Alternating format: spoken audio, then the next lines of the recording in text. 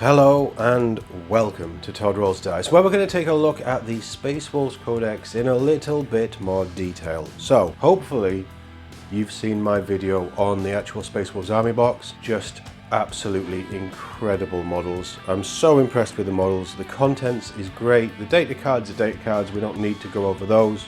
The information is in this book.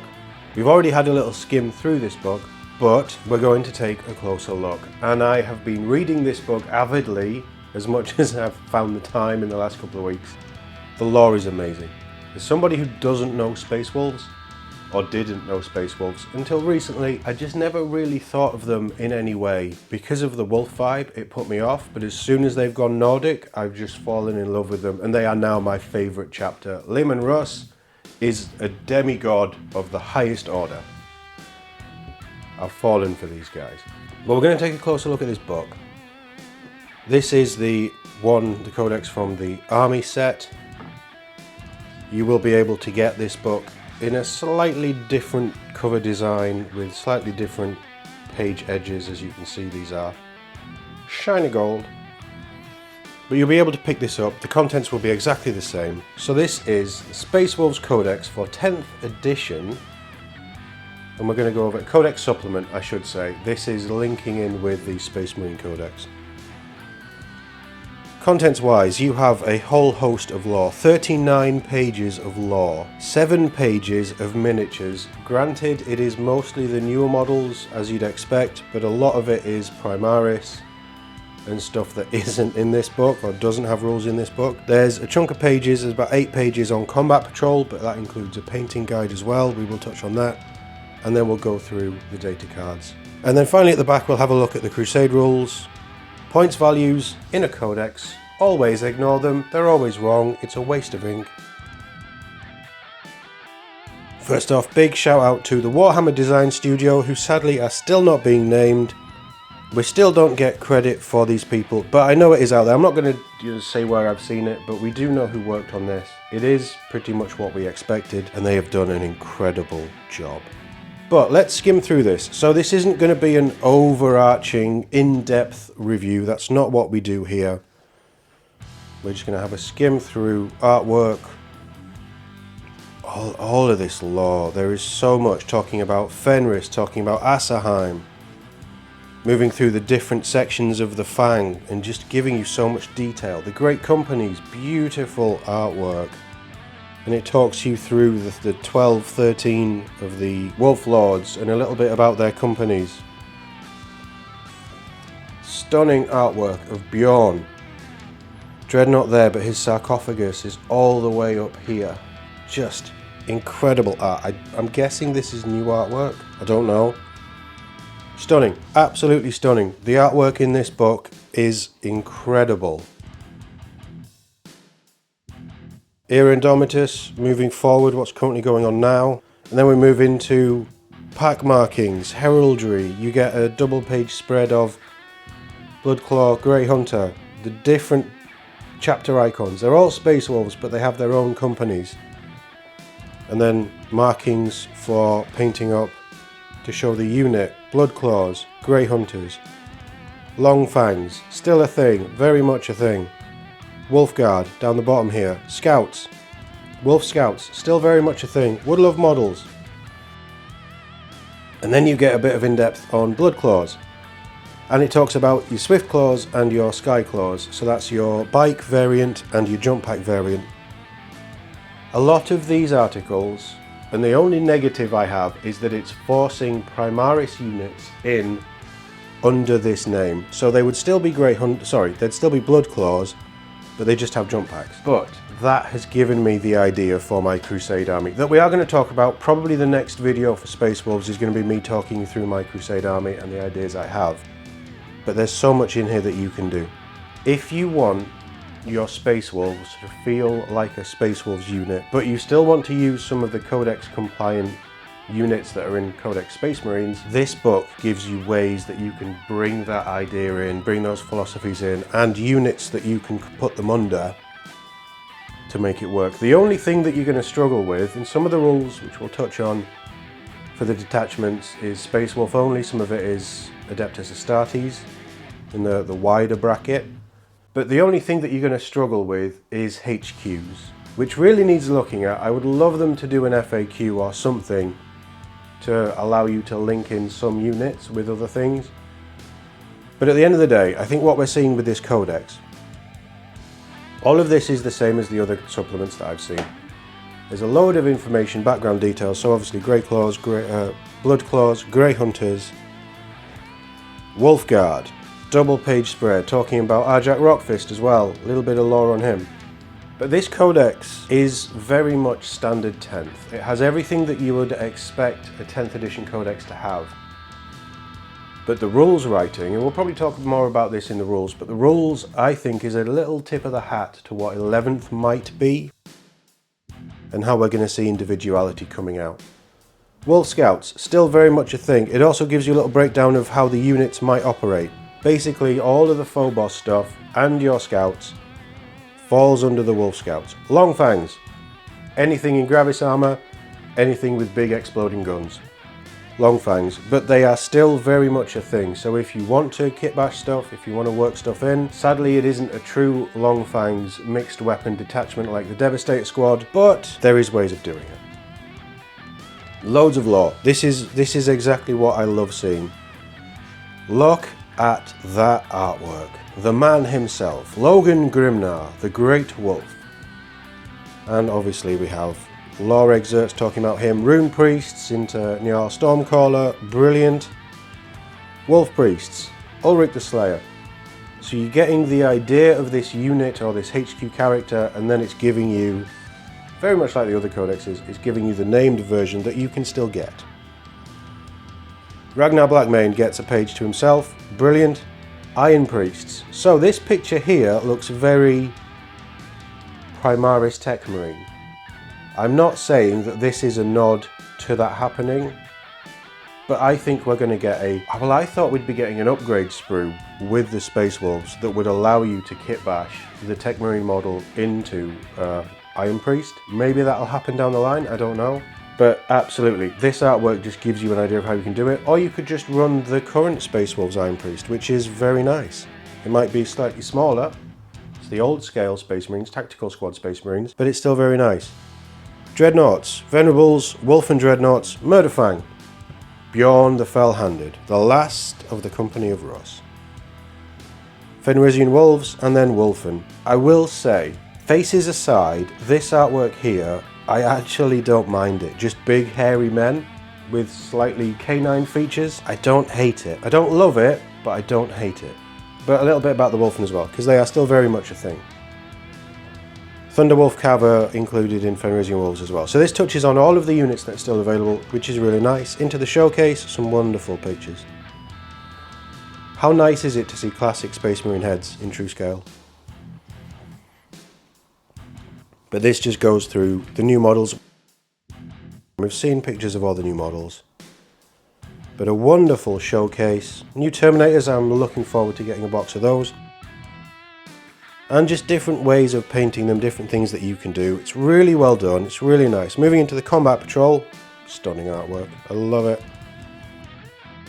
So the Combat Patrol is a Wolfguard battle leader with 10 Blood Claws, 5 Wolfguard Terminators and 5 Wolfen. Hopefully it will be out soon.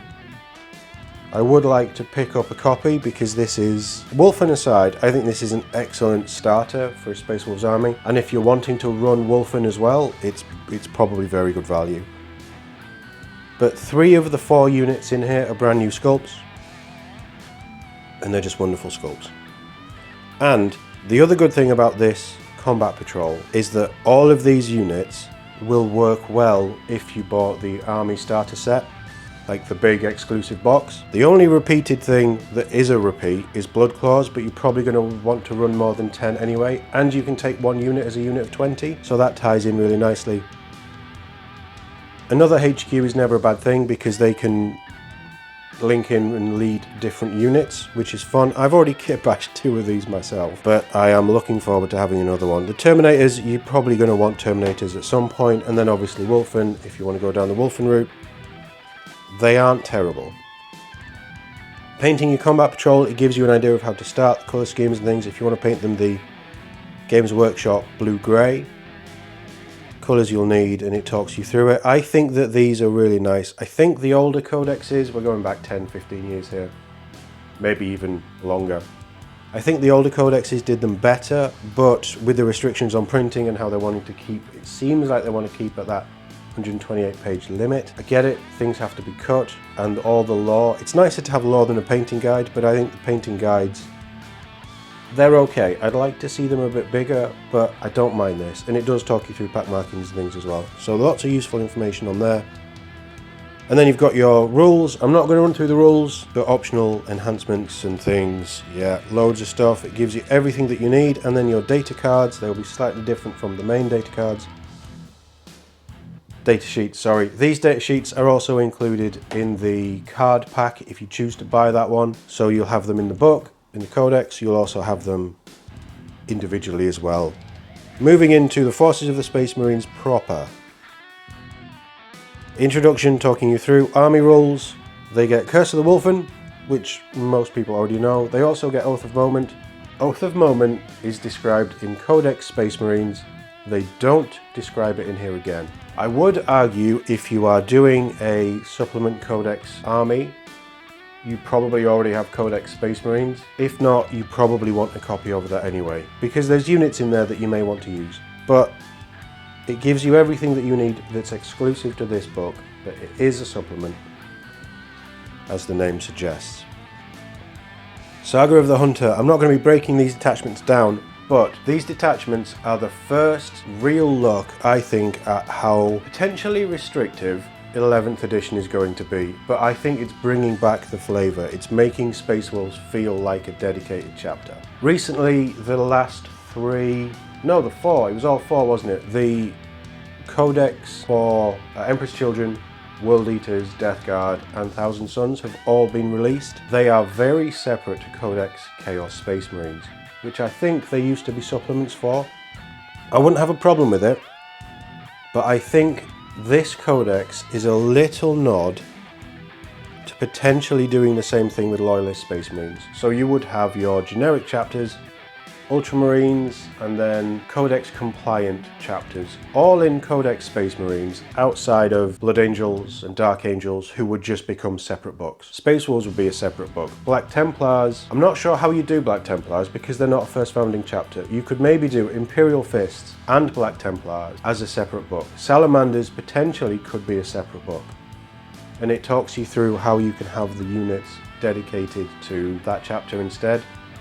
It really depends. We do know that something's coming for the Salamanders, we know that something's coming for the Raven Guard. I think all of those pieces are pointing towards potentially separate codexes for Loyalist chapters that don't follow the Ultramarines model and that have their own unique units. I'd love to know what you guys think about that in the comment, but I think that's where we're going. And that's the feeling I get with these, because you have Adeptus Astartes character, Adeptus Astartes character, that's only available on Space Wolves characters. There is a split. It wants you to take Space Wolves. They can be used on Space Wolf models, but it wants you to field, and I suppose to keep in the aesthetic of Space Wolves because they are very different. It wants you to really push into that. And all of these detachments have Space Wolf exclusive. Obviously that's a unit exclusive, Thunderwolf Cav. But Wolfen, Bloodclaws, Adeptus Astartes unit, that is the only... so there's two stratagems that you can use on Adeptus Astartes units. Everything else is specific Space Wolf stuff. The enhancements are, one or two of them will be Adeptus Astartes, but a lot of them are focused on Space Wolf characters. A lot of the detachments, Beast Slayer is probably the worst one to be showing you at this point, but a lot of the detachments are Space Wolf specific. So, Heroes All, as you probably know, Saga of the Bold, each time a Space Wolves character. So if you take a captain with a jump pack, he doesn't have the Space Wolves keyword, I believe, so he doesn't count. So I always thought that a Space Marine captain from Codex Space Marine that isn't tied to any chapter, just the bog standard Space Marine captain with a jump pack. I always thought that that model would gain the Space Wolves keyword if it was added, therefore making it a Space Wolves character.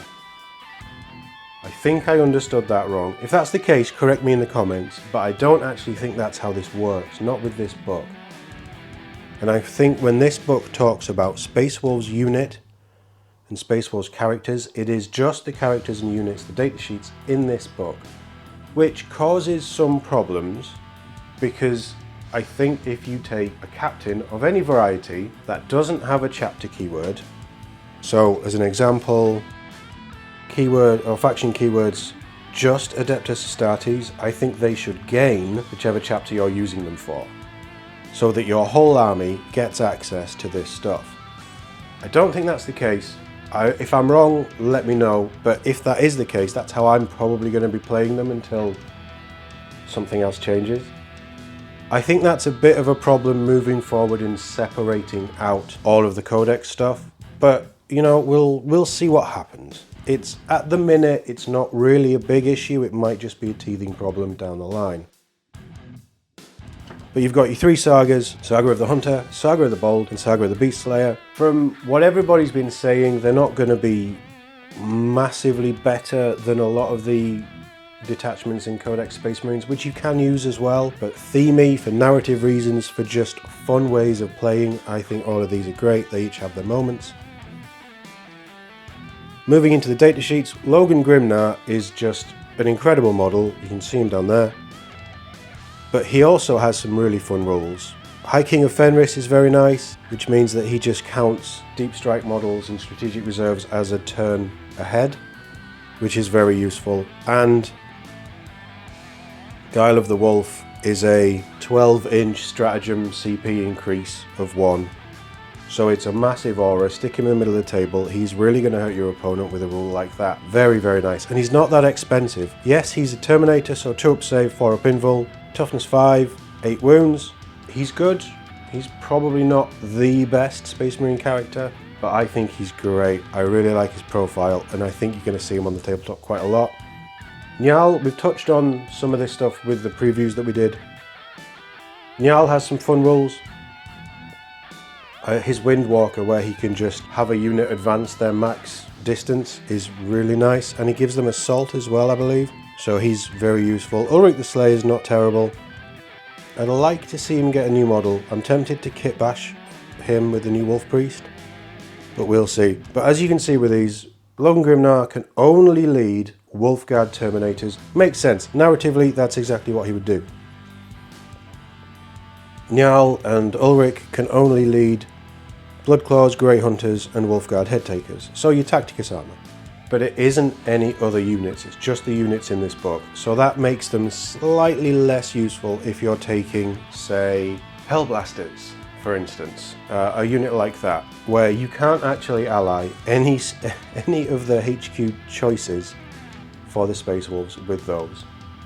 So if you did want to take Hellblasters to represent Longfangs, for instance, you're going to struggle to find a Space Wolf hero to lead them. You could take a Lieutenant, kitbash a Lieutenant, make him and those models fit the Wolf theme, but also they're not really going to get a huge benefit. Bjorn, really nice, he just gives you a CP. He also has a 5 up Feel No Pain, 5 up Invul, 2 up Save, he's quite a nice Dreadnought. Ragnar's good, his Warhowl boosts Bloodclaws and Headtakers, and he also means that when he charges at the end of a charge move, until the end of that turn, add 2 to the attacks for his Frostfang weapon, which takes him up to 10 attacks just on his own, hitting on 2s. Strength 6, he's not as good as he used to be, but I think he's pretty good, especially with 20 Bloodclaws behind him. Ajak Rockfist is fun. I'm not sure you'll see him played much in a competitive sense, but as a model he's stunning, and his rules aren't terrible. The negative is you can't run him with Logan Grimnar, which I think that you would in the lore. I think that would be fine, but still, he's a fairly solid character hunting Terminator model. He'll do some damage. The Wolf Priest is great. You can bring back one model from or one destroyed model from a unit per turn when he's leading a unit, and he gives them +1 to wound. He is an apothecary and a chaplain all mixed in, and you get the best bits in a stunning model. The Wolf Priest is just gross when you pair him with vehicles. He gives any vehicles that he's within, I think it's 3 inches of, rapid fire 1. So those las cannons, they're getting extra shots. Brutal, I love it. The Wolfguard Battle Leader, he's a lieutenant level, but he also has a 4-up invul if you take the shield or not. And you can, if you wanted to, you can give him a Mastercrafted bolt carbine. He gives a unit he's leading sustained hits 1. If you're attacking targets within 6 inches, you can re-roll the hit rolls of 1 as well. He's very nice. And he can fight on death. Or has the option to fight on death. And he's just a stunning model. Like all of this stuff, the models, even the old models, even the Iron Priest. Yes, it's an older model, but it's stunning. Blood Claws, I am amazed that they have 4 attacks each on the chainsword. Unit of 20, that's 80 attacks. And then you throw in Ragnar with them, that's another 10. That's 90 attacks. Most of them at strength 4, let's be honest, but they're going to do some hurt. Movement 7. 2 OC isn't terrible, they're also battle line. Yes, they are. Grey Hunters, OC 3, gross. Bolt Carbines, they're 2 shots, rapid fire 1. They also have 4 attacks with their chainswords. I quite like them. I think all the hype has been around the other units. But I think the Grey Hunters are a bit of a sleeper unit. I will be running some. I think that they're going to be good fun. And yeah, I don't think that you want to be underestimating them. I think that they're a good jack-of-all-trades unit. And they can hold objectives very nicely. Head Takers and the Hunting Wolves. Just amazing models. Take 18 because you deserve to have nice things. The rules are pretty good. They are basically your Blade Guard variant. If you want them to have a 4-up invul, you have to take the shield, but you're only losing 2 attacks. If their paired Mastercrafted power weapons also had twin linked to give them that inbuilt reroll, there's an argument that you would probably look at taking the dual weapons more often. Stick a shield on them. They still have 4 attacks. They're hitting and wounding on the same. The damage is the same. The AP is the same. 4-up invul is a nice trade for losing 2 attacks, I think. And they just look cool with the shields, man. Come on. Thunderwolf Cav are gross. On the charge, they gain +1 damage. They also have 4-up invul if you give them the Thunder Shields. If you give them Storm Shields, they are units of 6 at max. 2 OC, 4 wounds, toughness 6, movement 12. As a stat line and as a unit, I think their rules are really, really nice. I don't love their models. That's the only thing that's stopping me taking them. I would love them, and I think at some point, next edition, they will get a refresh. If their rules stay anything like this, competitively you're going to want to run a few of these. I probably won't.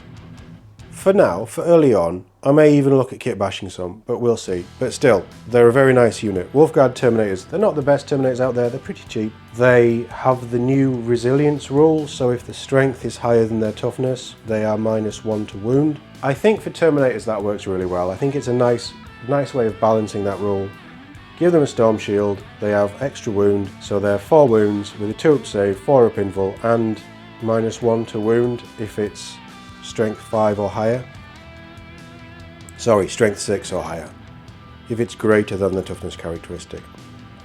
And they're going to be your assault terminators, and they're just beautiful models. Really, really cool.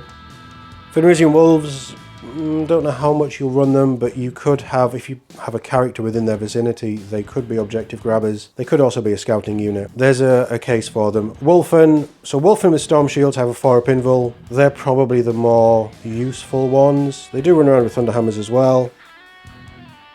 I don't know.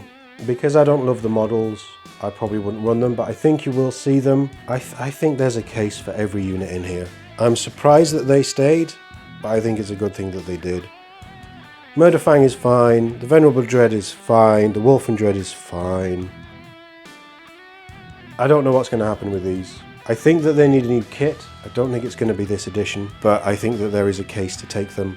He has the Venerable Dread has a 6-inch aura of +1 to advance and charge rolls, which could be quite useful. And it is a Dreadnought body, but that you can give an invulnerable save to. 4-up invul on a Dreadnought.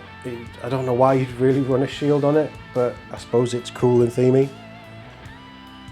And there is something nice about the box dreads, isn't there? And that takes us into Crusade Rules. Now, I haven't gone through these in super detail, but they sound incredible, the things that you can do. So you obviously have got your different agendas and things. It talks about deeds of making, lone wolves, different traits. Really, really, really nice things. You have your campaign options, so Glory Seekers, Hunters Unleashed, Deeds of Making, and your different requisition points and things. Lone Wolves, so this is for when a warrior survives the death of their pack. You lose that unit, but you gain one battle leader with the Lone Wolf keyword. I don't know how useful it's going to be, but it is incredibly themey and I love it. You've got your battle traits there, so this is all as you progress through your campaign, you can unlock this stuff. Agendas, this is extra mission things, so you choose an agenda while you're playing and then you've got these different things that you can achieve. Requisitions, this is all fairly standard for Crusades. You got some Crusade relics, so this is the special Space Wolf Crusade stuff. You can find frost weapons, legendary relic the Wolfenstone. Add 2 to attacks and strength characteristics for the bearer's melee weapons. While the bearer is leading a unit, melee weapons equipped by models in that unit have sustained hits 1. And if the bearer is a Wolfguard battle leader, the bearer leading the unit has sustained hits 2 instead. Really nice upgrade. The Belt of Rust, the bearer has a 4-up invul save once per battle at the start of any phase. The bearer can use this Crusade relic. If it does until the end of the phase, the bearer has a 2-up invul save. It's not really great for characters, giving them a 4-up invul save, but then, because a lot of them already have it for the Space Wolves, but a 2-up invul save when you need it might be worth looking into. Frost Weapon, the bearer's melee weapons have lethal hits and improve the strength AP by 1, just nice general upgrade. Lovely campaign Crusade badges as well. Very, very nice. Crusade's going to be fun. And then we have points values, which we're not going to talk about because they're just worthless. Overall, I think this book is great. I think this chapter is great. I don't know how it's taken me so long to realise how cool Space Wolves are, in all honesty. I am looking forward to digging into that box, getting the units built. I have picked up a unit of Bloodclaws to kit bash into a couple of other things. That will all be on the Crusade video when we get to it. Hopefully back end of this week. It depends. This month is pretty awful for me having time to get stuff done. There's a lot of life stuff going on at the minute, but hopefully we'll be able to do that. So keep an eye out for the Crusade stuff, and we are going to start a Crusade moving forward with battle reports and things when I've had the time to get everything painted. As a Codex supplement, I think that this is amazing. I think the units are really fun and themey. I actually think they have some really strong rules. The detachments aren't the best, but they fit that themey Space Wolf vibe. I honestly think this is the best Codex supplement that we have seen. It feels different to the others. The other one I've got is the Dark Angels Codex supplement. This feels a bit more restrictive than that one, but it also feels incredibly Space Wolf. I still felt that Dark Angels, they kind of felt like they were still having to heavily draw on Codex Space Marines. Whereas with this, if you just wanted a core unit or core army of units in this book, you could easily do that and you'd have a fun time doing it. So many options. And I suppose you can do that with the Terminator side of Dark Angels if you went Deathwing. But this book is just incredible. Really impressed with it. Really impressed with the range overall. Looking forward to Wave 2 being released. And yeah, the journey continues. The Crusade with the Space Wolves will continue. And hopefully we'll have a load of fun as we do it. If you picked up this Codex, let me know what you think, or if you're waiting for the general release, let me know what you're excited for most in the comments below. If you've enjoyed this, please do like. If you're not subscribed and you've enjoyed some of my videos or this video, please subscribe. It's little things, and I know you get bombarded on YouTube videos by people asking this stuff, but it really does make a huge difference to the channels. Not just for myself, but anybody that you watch, please do these things, because it helps channels grow. It helps them reach newer audiences, newer viewers, and that also, from my point, as this channel grows, we're going to be able to do more fun stuff. And maybe even down the line, when we're monetized, we'll be able to do even more stuff. But that's a down the line thing. As always, thank you very much for watching, and I'll see you all in the next one.